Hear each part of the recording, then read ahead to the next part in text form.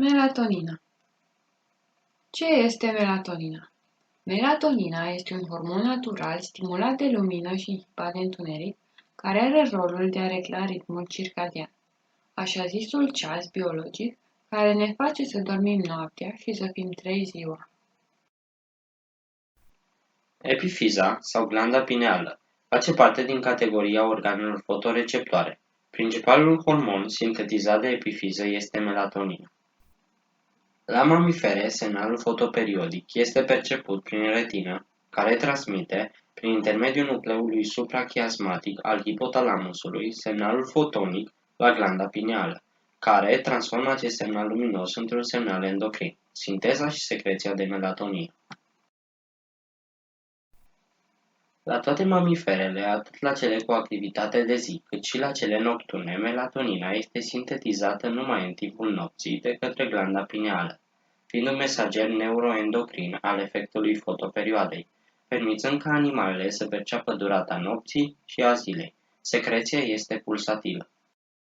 Datorită relațiilor nervoase complexe, informația, prezența sau absența luminii, este transmisă glandei pineale, care, prin secreția de melatonină, acționează asupra producției de GnRH de către hipotalamus.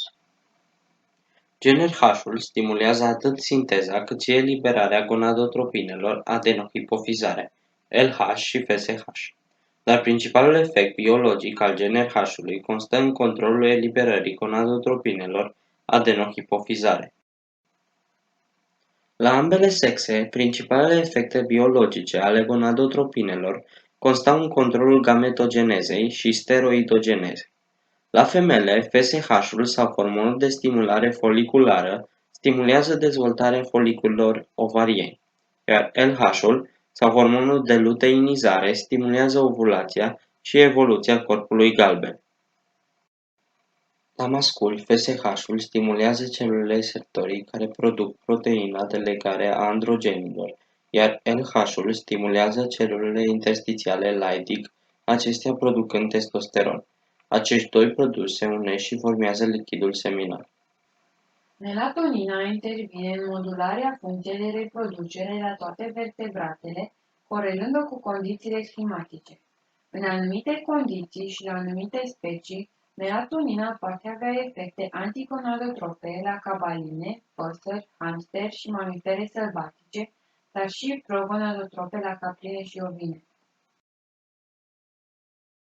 Funcția sexuală a iepelor este reglată de cantitatea de lumină a mediului ambient. Scăderea luminii stimulează secreția de melatonină de către epifiză, la rândul ei, melatonina inhibă activitatea hipotalamică.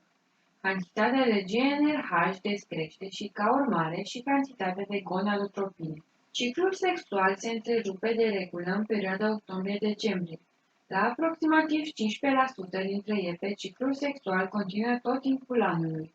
În timpul anestrului de iarnă, ovarele sunt netede și apa nu manifestă semne externe de estru. În ianuarie, secreția de melatonină începe să scadă, odată cu creșterea zilei lumină. Secreția de GnRH crește și, ca urmare, cresc gonadotropinele. Ovarele cresc în volum și încep să se dezvolte foliculi. Cele mai multe oi manifestă primul estru la vârsta de 5-8 luni. Cele născute primăvara târziu nu manifestă ciclul decât în anul următor. În țara noastră, la majoritatea raselor de oi, sezonul sexual este toamna. La unele rase se remarcă un al doilea sezon primăvara, îndeosebi la oile care nu au fost fecundate toamna.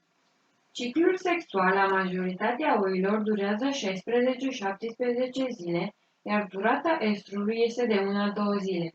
În general, se produce o ovulație, dar pot avea loc și 2 sau mai multe.